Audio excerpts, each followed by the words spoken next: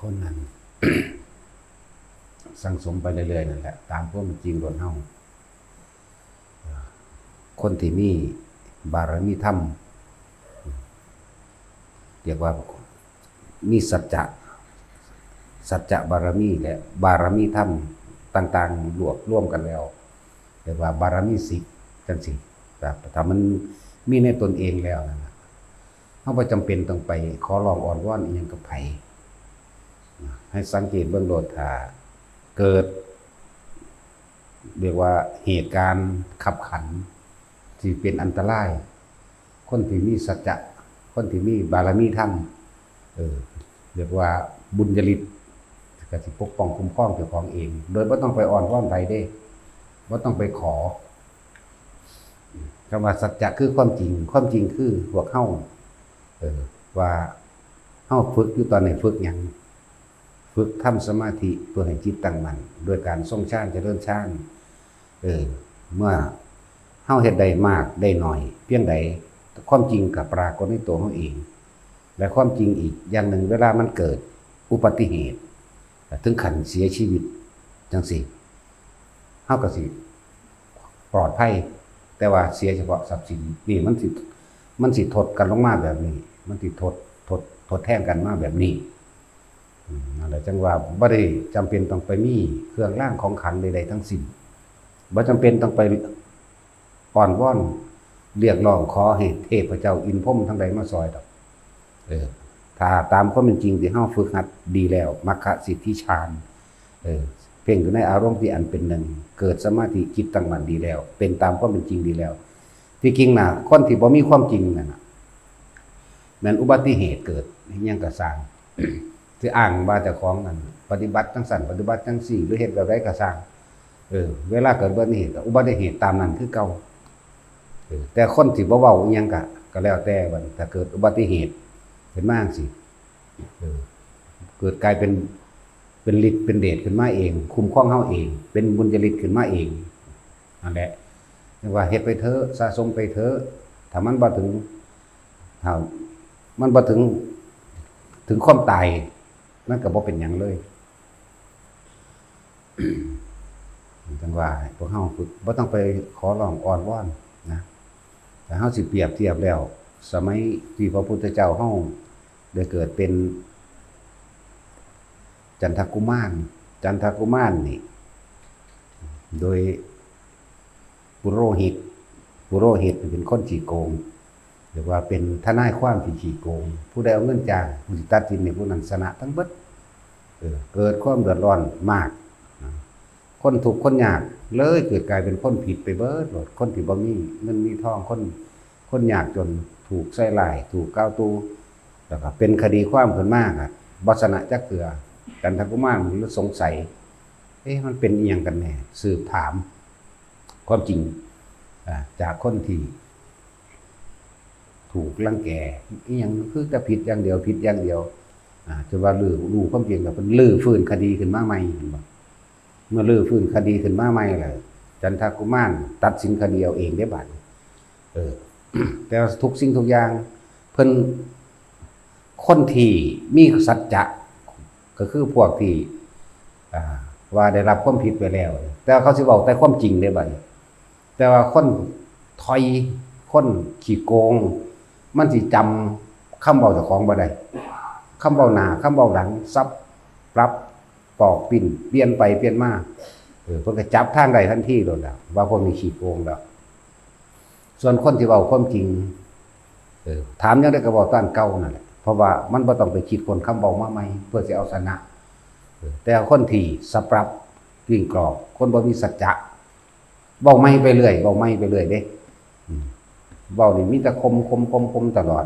แล้วก็เว้าเอาดีใส่ตัวเอาชั่วใส่คนอื่นตลอดนี่แล้วก็คำเว้าต่างๆนี่คำเว้าชั่วโมงที่แล้วนี่เว้าแบบนี้ชั่วโมงนี้เว้าอีกแบบนึงต่อไปเว้าอีกแบบนึงนั่นแหละจันทกุมารเพิ่นลื้อฟื้นคดีขึ้นมาลื้อบัดนี้คนที่มีสัจจะลักษณะ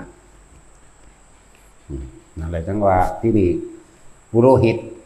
เรียกว่าทนายโกงเครียดแค้นจันทกุมารเลยหาเรื่องใส่โดยเอาความฝัน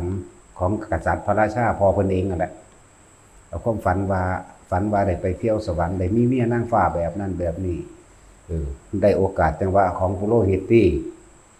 ก็ทำทาเบิ่งดวงดาวนักขัตฤกษ์ขีดเขียนกระดาน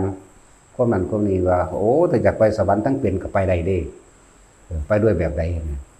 แต่ว่าเขาต้องย่อมสาระของอันเป็นที่รักเด้แม่นหยังของเป็นที่รักลูกไส้อันเป็นที่รักหลานมั่งอันนี้มั่งสัตว์ต่างๆมั่งมีสร้างมีหมามีแพะมีแกะก็ว่าไปไล่ไปเพื่อเป็นเครื่องประกอบแล้วสั้นแล้วลูกไส้คนก็มีลูกไส้อันเป็นที่รักอยู่แล้วมีหลานอีกมีลูกสะใภ้มีนั่นนี่ก็ว่าไปนั่นแหละคือแผนมันหาวิธีก้มกันคือเป็น10 ครั้งหมดละพระราชาแต่โดยความเห็นแก่ตัวคิดมือไม่มากก็ฝันซ้ำอีกว่าได้ไปสวรรค์ได้มีเมียนางฟ้างามแบบนั้นแบบนี้สำทับเข้าไปอีกหาเรื่องเข้าไปอีกจนถึงสุดท้ายก็ตัดสินใจเฮ็ดน้ำปุโรหิตขี้โกงบักทนายขี้โกงเดี๋ยวขุดหลุมไว้กว้างใหญ่สำหรับสิม้าสร้างงัวควายขาทาส500ขาทาสหญิงขาทาสชายแล้วก็สิ่งอันเป็นที่รักคือลูกไส้เบิ้งธรรมดาบอกนั่นแหละมันบ่ได้เห็นสินบนคือเก่าถึง3 ครั้งที่พยายามที่หลายๆคนก็เกี่ยกล่อมพระราชาว่าบันบ่แม่นเป็นไปบ่ได้สิฆ่าผู้อื่นได้ให้ตนเองมีความสุขทำลายผู้อื่นฆ่าสัตว์อื่นและสิ่งอันเป็นที่รักยิ่งดุจดังดวงตาก็คือลูกเจ้าของเองหลานเจ้าของเองตัวเองก็ต้องยอมรับว่าตัวเองมีความรักมีความผูกพันมีความสงสารเมตตานี่ลูกอยู่ดอกก็ให้ยอมรับขั้นที่1ก็เลิกไปแต่ปุโรหิตมันนำไปเว้าอีกสิเฮ็ดอีกครั้งที่3ตัดสินใจว่าสิเฮ็ดเอาเทื่อนี้เทื่อสุดท้ายแล้วกูต้องบ่ฟังความไผเพราะจะสั่งเขาว่าเอาเฮ็ดเลยฆ่าเลยจังซี่นั่นแหละจันทุกกุมารเพิ่นก็เป็นคนมีสัจจะอยู่แล้วเนาะเพิ่นก็เว้าตามความจริงเพิ่นนั่นแหละตามธรรมดาแล้วปุโรหิตนี่ต้องการฆ่าเฉพาะผู้ฆ่าผู้เดียวเท่านั้นแต่ว่าเพื่อให้เกิดความสมดังเหตุการณ์มันเป็นจริงก็เลยดึงผู้อื่นมาเกี่ยวข้องดึงภรรยาของข้าพเจ้ามั่งบุตรของข้าพเจ้ามั่งและในพระร่มสานุวงศ์ของข้าพเจ้ามั่งเขามาเป็นเครื่องเกี่ยวข้องเพื่อประกอบเหตุการณ์ตามข้อเป็นจริงมีสร้างมีหมามีแกะมีแพะตลอดทั้งข้าทาสหญิงข้าทาสไส้ขึ้นมาเพื่อเป็นการประกอบเป็นสมเหตุการณ์ความจริงแล้วคือว่าต้องการฆ่าผู้ฆ่าแต่เพียงผู้เดียวนะวันนี้เพิ่นเว้าสัจจะนี่เห็นบ่นี่เว้าสัจจะ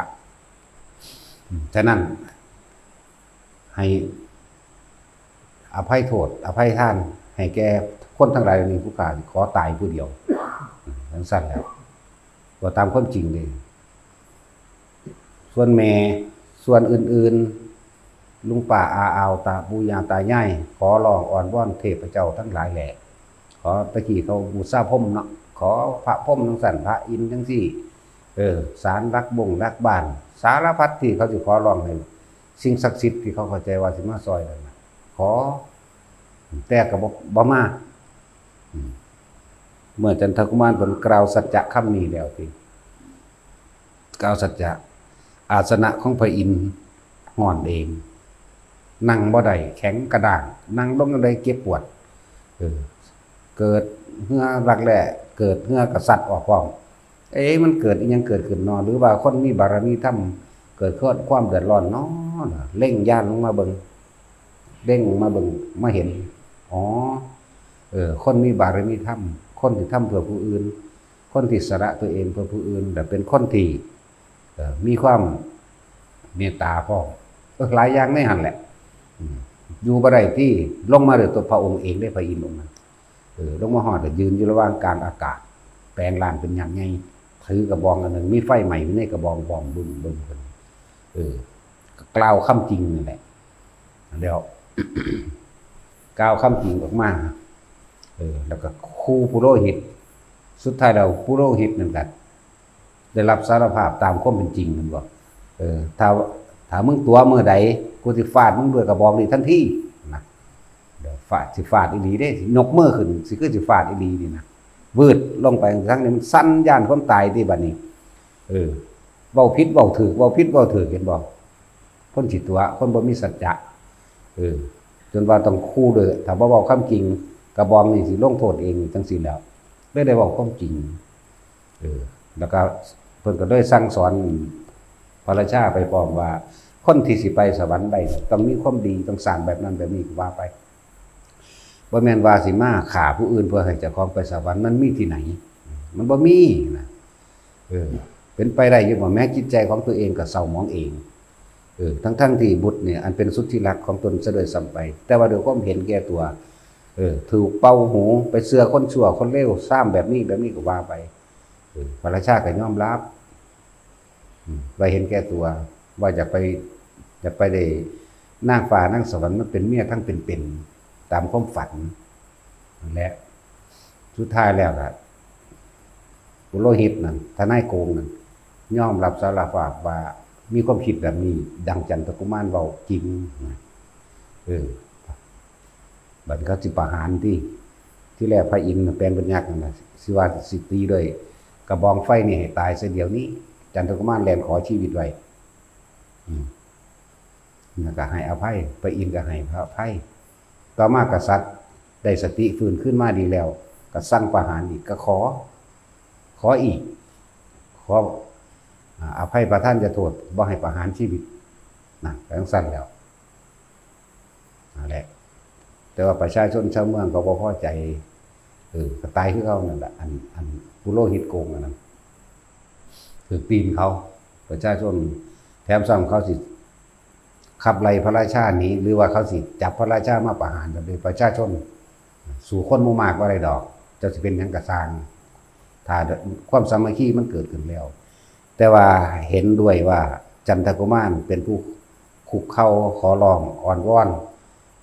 คนนี่เด้เข้าใจว่าล่ะบ่แม่นขอร้องอ่อนวอนสิ่งศักดิ์สิทธิ์เด้ขอจากหมู่ประชาชนทั้งหลายที่ร่วมตัวกันว่าเห็นแก่ผู้ฆ่าซะนั่นแหละทั้งนั้นแหละเขาก็เลยว่าเห็นแก่จันทกุมารซึ่งเป็นคนซื่อสัตย์คนบริสุทธิ์ซึ่งเป็นคนจริงเป็นคนมีสัจจะซึ่งเป็นคนดีถ้ากษัตริย์ก็ขับไล่กษัตริย์พระราชาคือพ่อเพิ่นน่ะออกนี้ไปอยู่ในเขตชายแดนซะก็เลยเฮ็ดตามนั้นนั่นแหละจังว่าเฮาคนที่มีสัจจะบารมีธรรมที่สั่งสมมาขึ้นมาแล้วเวลามันเกิดทุกเพศภัยยังก็แล้วแต่พวกเทพเทวดาทั้งหลายเขามาซอยเองดอกโดยที่เขาไม่ได้ขอส่วนมากคนเขามันสิขอเนาะดังนั้นแล้วมีหลายอย่างอยู่นี่คือเรื่องหนึ่งนั่นแหละคนเขาเจ้านึกถึงความจริงเด้บารมีเขาก็สั่งสมมามากมานานแล้ว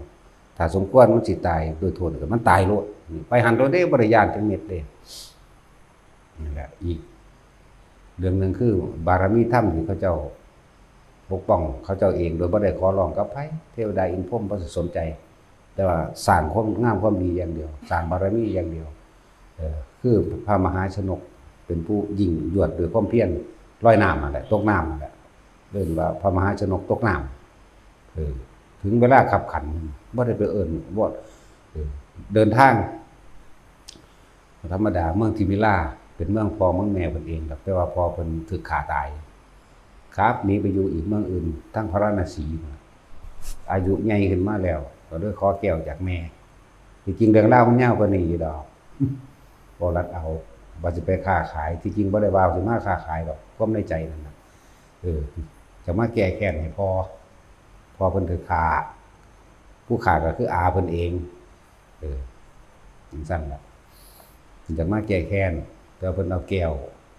สิประจำกษัตริย์ไปนั่นก็เพื่อว่าสิไปแลกเงินเราเพื่อสิตั้งทรงสุมกำลังขึ้นมานั่นแหละคนในใจเพิ่นต่างหากแต่ว่าเพิ่นเป็นคนที่มีศีลมีธรรมอยู่อย่างหนึ่งอยู่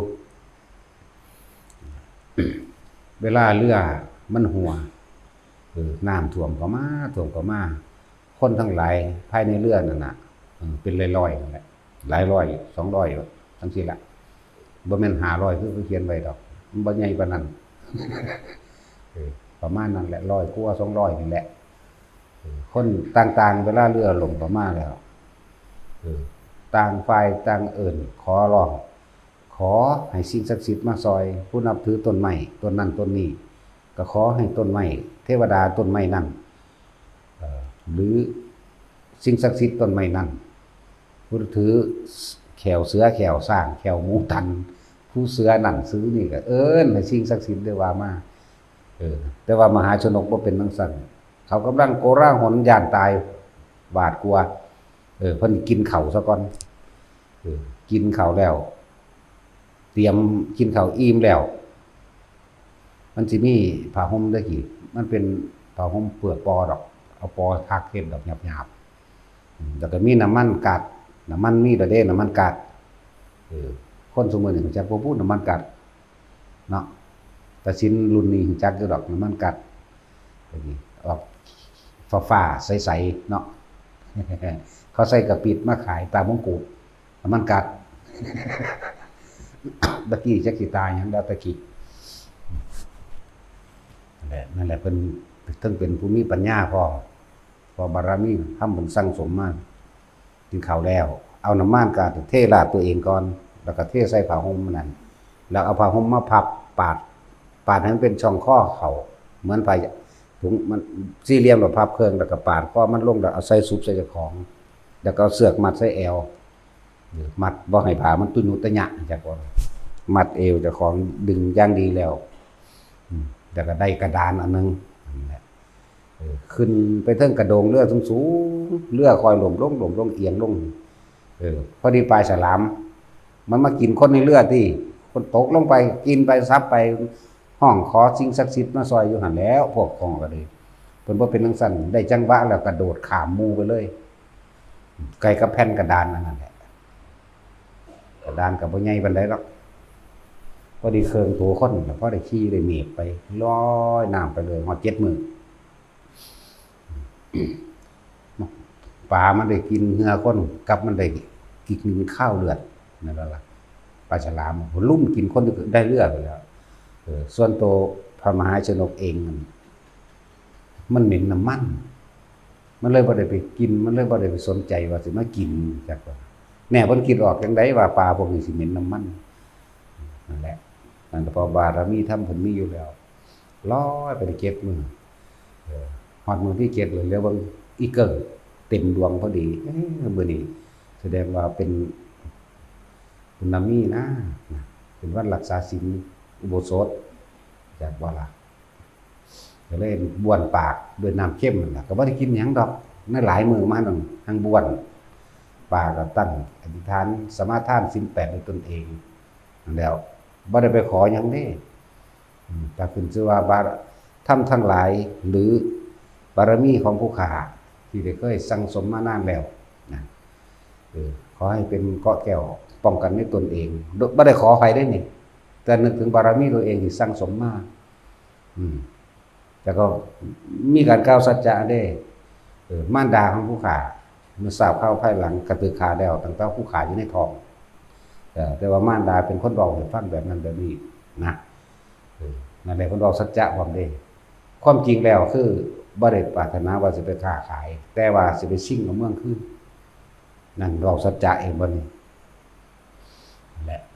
ถ้าบุญบารมีของผู้ข้ามีแต่มีหนึ่งเดียวที่เป็นห่วงอยู่ในคณะที่คือเพียงเฉพาะมารดาแห่งข้าเท่านั้นเองนั่นแหละถ้าบุญบารมีมันถึงบ่ได้มีเวรกรรมต่อกันกับสัตว์ชนิดใดๆก็แล้วแต่ข้าให้รอดด้วยบุญบารมีที่สั่งสมมาเองเด้บ่ได้เอิ้นให้ผู้ใดมาซอยเด้นั่นเอิ้นว่าสัจจะเขาเจ้าใส่สัจจะบ่ได้แม่นคาถาบ่แม่นอาคมแต่เว้าตามความจริงในประสบการณ์ศาสตร์นั่นแหละว่าจังซั่นน่ะเผลอรับไปจักหน่อยนึงนั่นน่ะ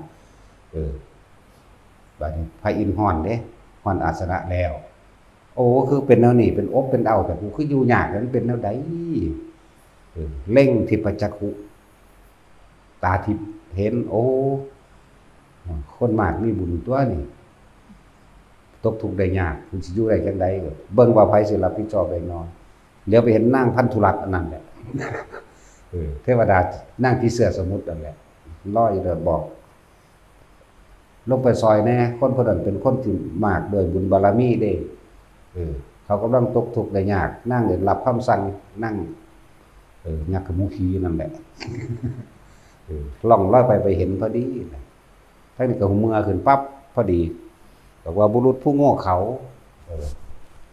ท่านมีความเพียรยังมากขึ้นก็ตายเปล่าแน่นอนอยู่แล้วล่ะ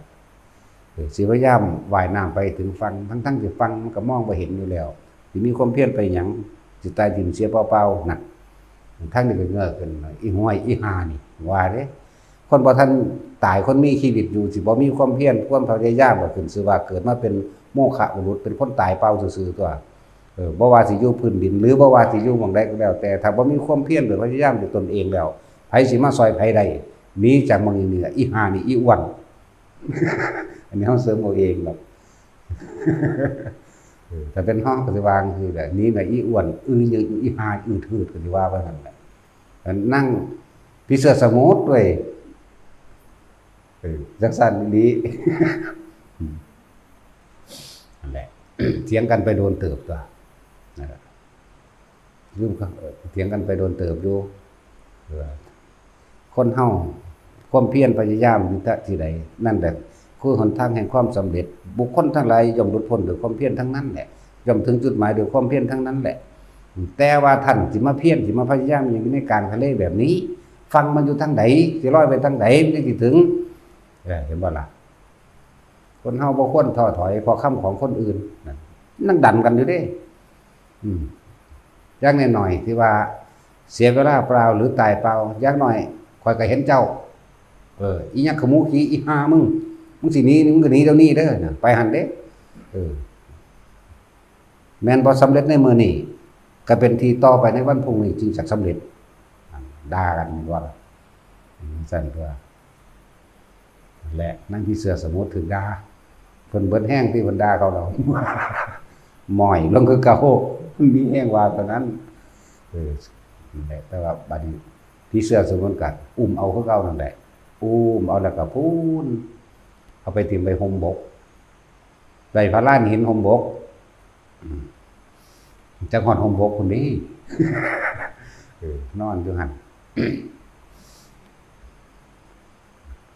ที่นี่พอดีกับอันพระราชาเมืองนั้นผู้ข่าพอเพิ่นนั่นแหละตาย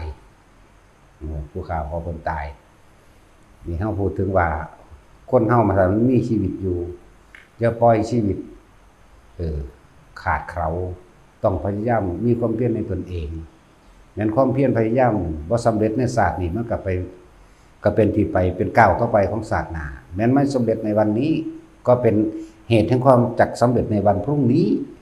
เป็นใส่สัจจะคือเก่ามันนั่นแหละ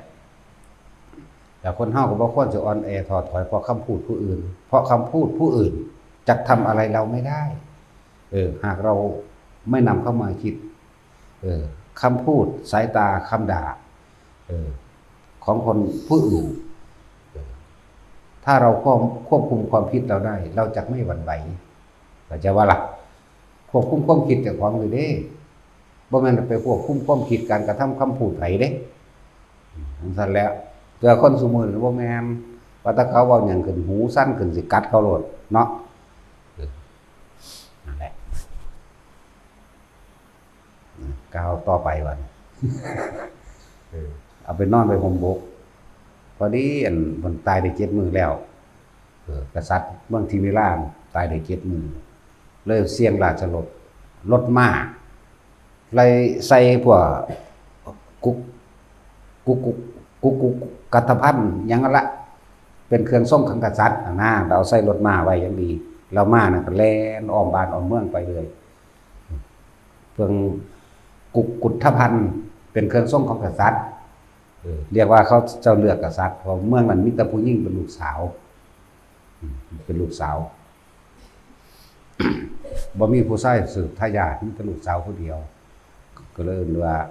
เสียงรถม้าราชรถเข้าสู่ว่าผู้ใดสมควรที่เป็นกษัตริย์ถ้ามาประยุทธ์ก้มหัวลงให้ไผก็สร้างมาอัสดรผู้นั้นสมควรที่เป็นกษัตริย์นะรถม้าก็แล่นไปนั่นแหละมอดมื้อที่7นั่นแหละทางนี้ก็นอนอยู่ใต้ห่มบกห่มบกใหญ่เติบอยู่ได้แต่สินครึ้มอยู่เด้พ ท่านก็นอนอยู่หั่นแหละอันก็เอาผ้านั่นแหละหุ้มหัวไว้แล้วก็ผ้าหุ้มหน้าไว้พอแต่รถมาแล่นมาถึงมันก็หยุดจึ๊กมาก็ห้องสะหยองขึ้นสะย่านขึ้นซะก่อนห้องฮี้ๆแล้วก็ก้มหมูบลงใส่ทางดังเปิดหมูบลงใส่ถึง3เผื่อพุ่นเด้พวกเสนาอมาตย์ทั้งหลายมาถึงแล้วต้องเป็นผู้นี้แหละสมควรสิเป็นกษัตริย์ก็เลยพากันมาเบิ่งเปิดเบิ่งมือเปิดเบิ่งตีนแต่กี้มันคนเสืออะไรตีนอะไรมือเนาะเปิดเบิ่งตีนก็เป็นรูปดังแผ่นหน้าหมายคือว่ามีห้อยตีนแบบเป็นไหหน้าเปิดเบิ่งมือก็มีกากบาทจังซี่แหละนี่แหละก็เอามาทำนายกันอยู่นี่มีจังสันมีจังสี่ก็ว่าไปเบิ่งเล็บเต่าเบิ่งเล็บมือเบิ่งผิวเบิ่งพัดเบิ่งนั่นเบิ่งนี่หลายอันหลายอย่างว่าผู้นี้แหละสมควรเป็นกษัตริย์นะพอตาพาดนั่นปีกองมโหรีเป่าปีขึ้นเติมเสยนอนเสยหูยินอยู่อูบ่ลุกซื่อๆนี่นั่นแหละคนที่มากบุญบารมีเขาบ่ได้ตื่นเต้นเด้เพราะว่าหลายๆอย่างในประสบการณ์เพิ่นสั่งสมมาเองได้เฮ็ดให้เป็นคนนิ่งเติมเพิ่นเฮ็ดจังได๋ก็บ่ลุกผู้ใดมาเขาเจ้าโตเปิดหน้าขึ้นผ้าปกหน้านั่นแหละผ้านั่นแหละผ้าห่มเปลือกปอนั่นแหละคือกระสอบนี่ดอกเปิดหน้าขึ้นเบิ่งก็มึนตาเบิ่งเขาจักหน่อยนอนต่อพลิกไปทางไม้เสยมันใส่แล้วเสร็จที่2ก็พลิกมาทางซ้ายบัดนี้แต่ที่3จังไงนอนหงายขึ้นนั่นแหละบัดจังมีพวกปุโรหิตเมืองนั่นแหละมาบอกเรื่องเล่าให้ฟังก็บ่ได้เฝ้าตื่นเต้นว่าสิไปเอาเมืองเด้กษัตริย์เมืองของพวกท่านบ่มีราชทายาทบ่ลุงป่าเอาเขาเจ้าบ่มีบ่ไล่ไปหาญาติซะก่อนเด้บ่แม่นเฝ้าอยากเอาเด้กษัตริย์ของพวกเจ้าบ่มีทายาทบ่เป็นลูกชายบ่มีแต่ลูกสาวลูกพี่ลูกน้องเขาเจ้าบ่มีบ่ที่เป็นผู้ชายบ่มีลูกคนเดียวเท่านี้ญาติของเขาเจ้าถ้าว่านั่นนี่ก็คือก็ถือประหารไปแล้วนั่นแหละเพิ่นก็รู้อยู่เรื่องของเพิ่นเองแล้วแม่เพิ่นพาหนีนั่นน่ะตอนอยู่ในท้องมันเด้ขนาดอยู่ในท้องบุญเพิ่นยังตามรักษาบ่แม่เพิ่น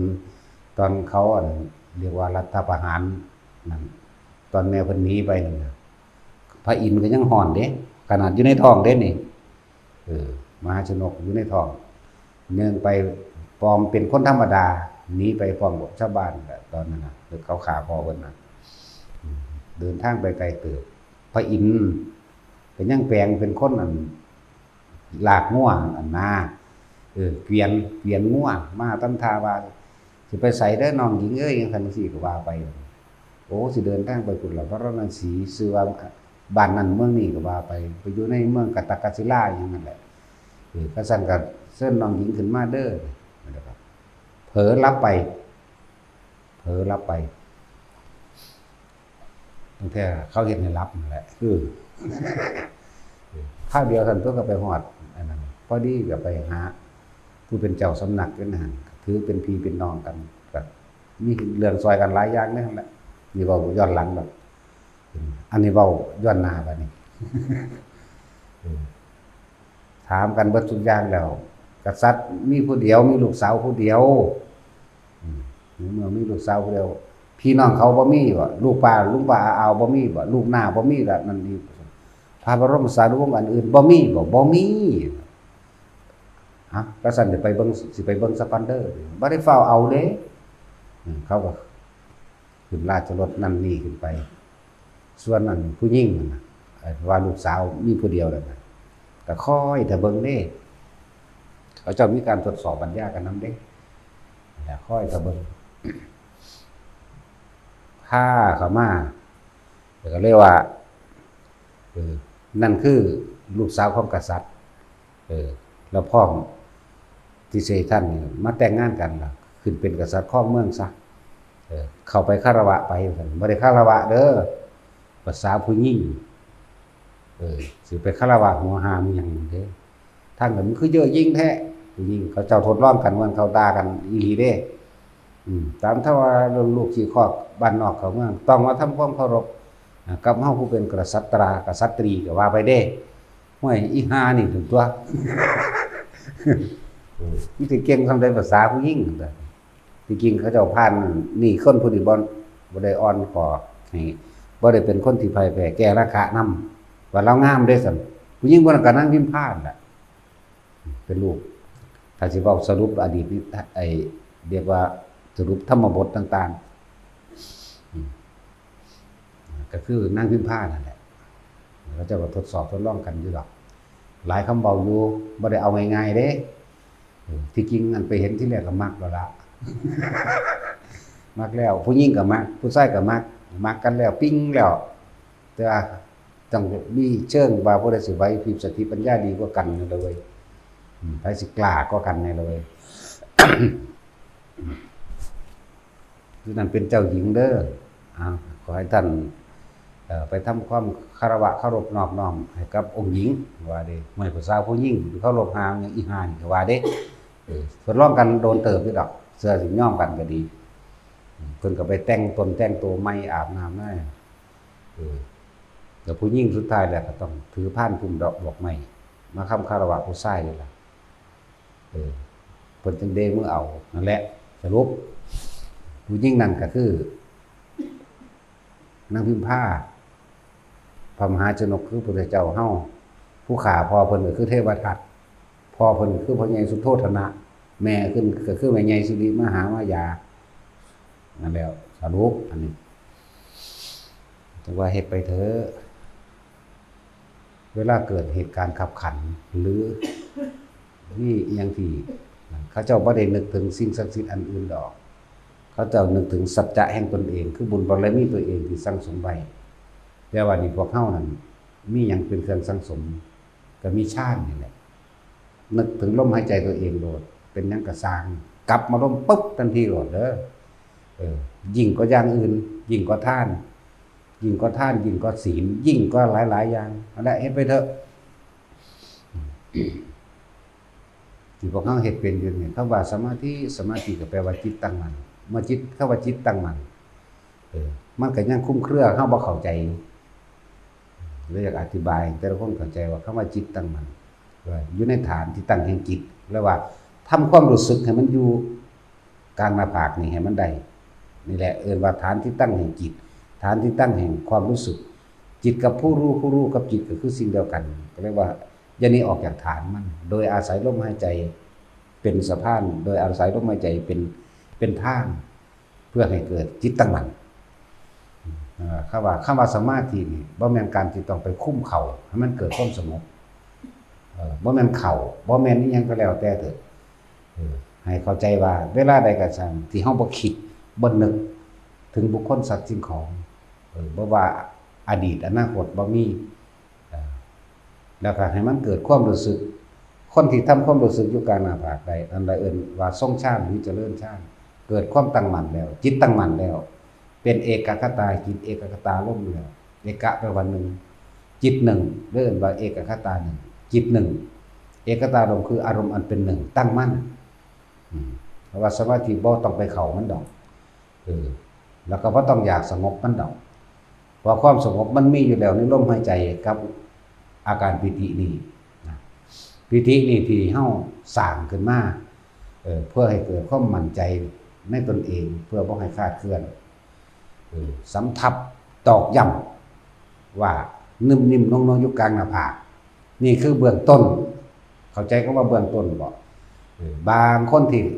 ขั้น2ขั้น3ยังไปแล้วนั่นแหละบางที่มันก็เคลื่อนไปตรงกลางหัวมั่งนิ่มๆน้องๆเนิบหน้าเพื่อมือเศร้าหัวเฮานี่เอามือเศร้าหัวบางคนมันก็เคลื่อนลงมาในความรู้สึกอันน้องๆนิ่มๆหรือนุ่มๆราบๆนั่นแหละบางคนมันก็มาอิ่มอยู่ระหว่างกลางอกทำการกว้างๆบ่แม่นจุดเดียวเป็นกว้างๆเป็นอิ่มนั่นแหละก็เอิ้นว่าเป็นสมาธิแล้วจิตตั้งมั่นดีแล้วบ่แม่นต้องไปเข้าต้องไปออกอย่างกับมันดอกเอิ้นว่าทรงฌานเจริญฌานให้รักษาไว้มัคคะสิทธิรักษาศีลตรงนี้ไว้รักษาไว้คือจะคิดนึกออกนะ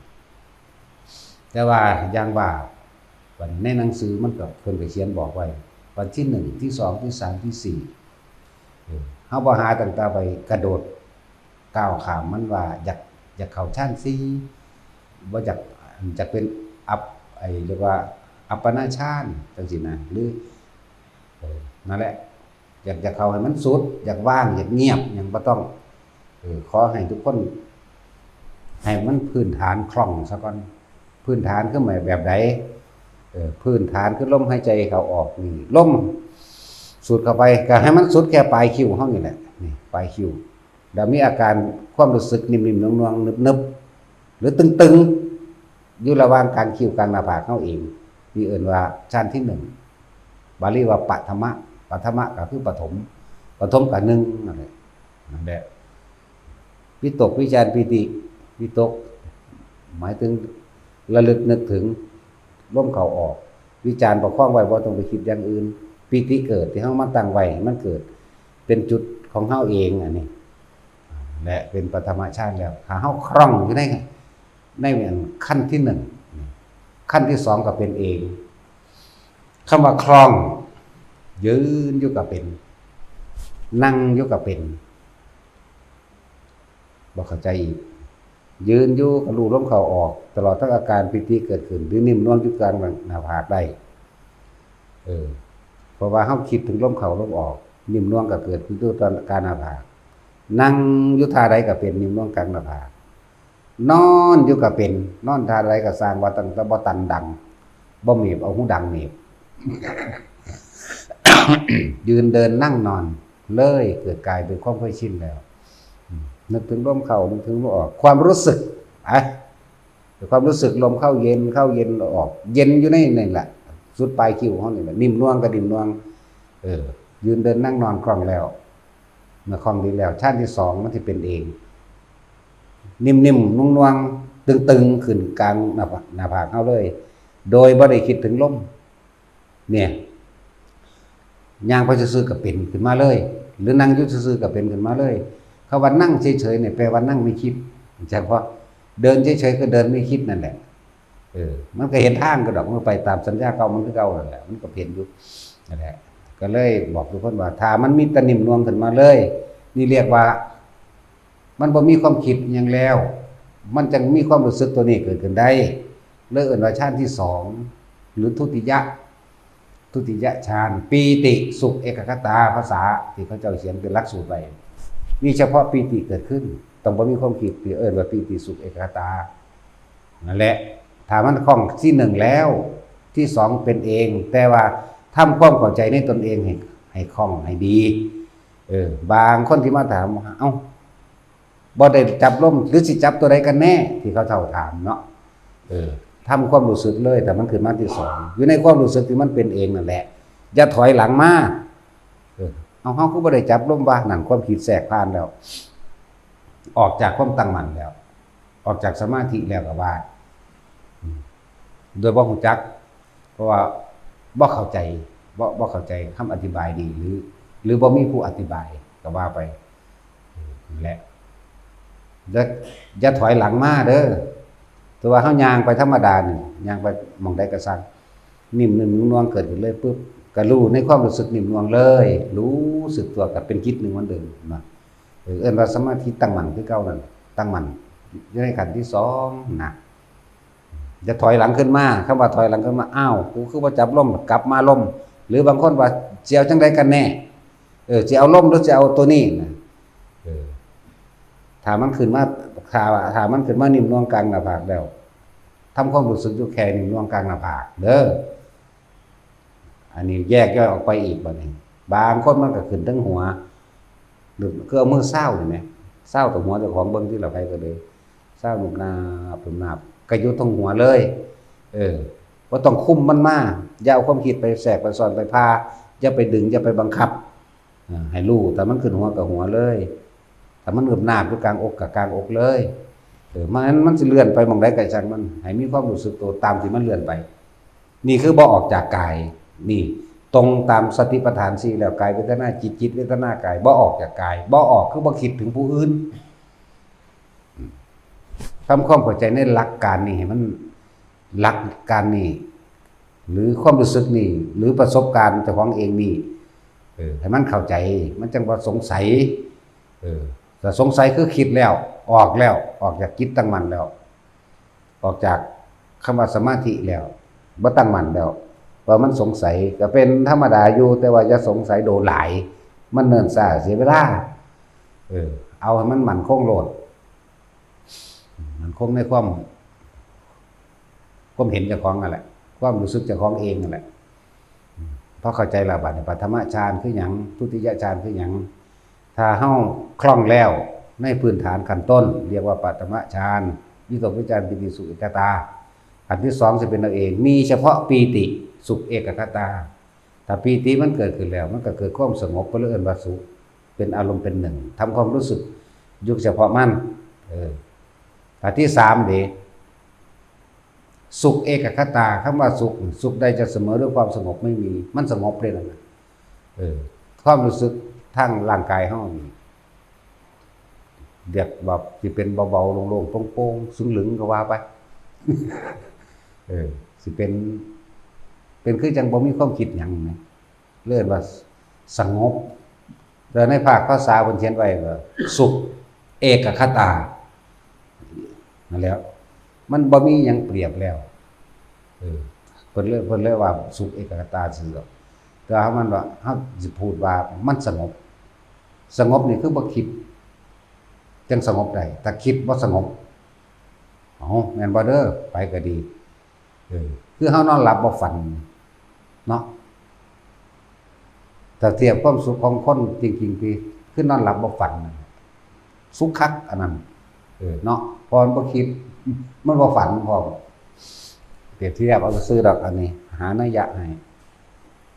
ขั้นที่3ก็คือมันสงบบางที่ความคิดเฮาแทรกซ้อนเกิดความสงสัยขึ้นมาคือกูสิเป็นอัลไซเมอร์กูคือจื้อหยังบ่ได้ก็มีเด้อย่าแทรกซ้อนกับมันปล่อยมันเลยมันเต็มกำลังมันเป็นไปของมันเองดอกนี่เรียกว่าชั้นที่1ที่2ที่3ที่4ที่4นี่มันสิตัดความรู้สึกทางกายสงบก็รู้ว่าสงบเลยจึงเรียกว่าสุขเอกคตา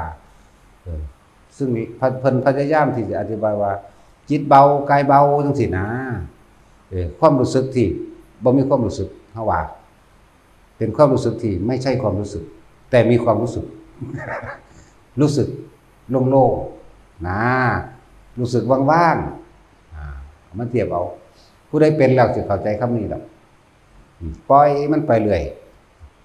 มันก็ว่าแม่นทีเดียวสาวเดียวดอกกันที่เว้ามานี่ค่อยๆเป็นไปนั่นแหละแต่ฌานที่4หมายถึงว่ามันสิตัดการรับทราบรับรู้ความรู้สึกทางกายตัดออกหมดบ่ต่างจากคนนอนหลับแต่ว่ามันสิไปอยู่หม้องนึงว่า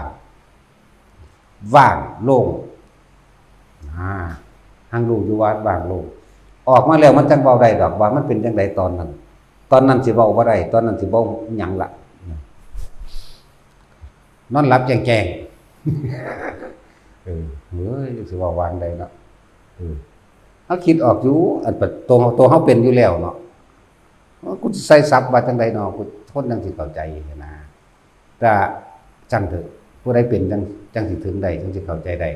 ถ้าผู้บ่ทันเป็นค่าคิดอยู่บ่มีทางสิเข้าใจฉะนั้นจึงบอกว่าถ้าเว้าไปจังซี่ก็นอกจากเอาแต่ยอดมันเลยว่าทุกคนให้ชินให้ชำนาญให้คล่อง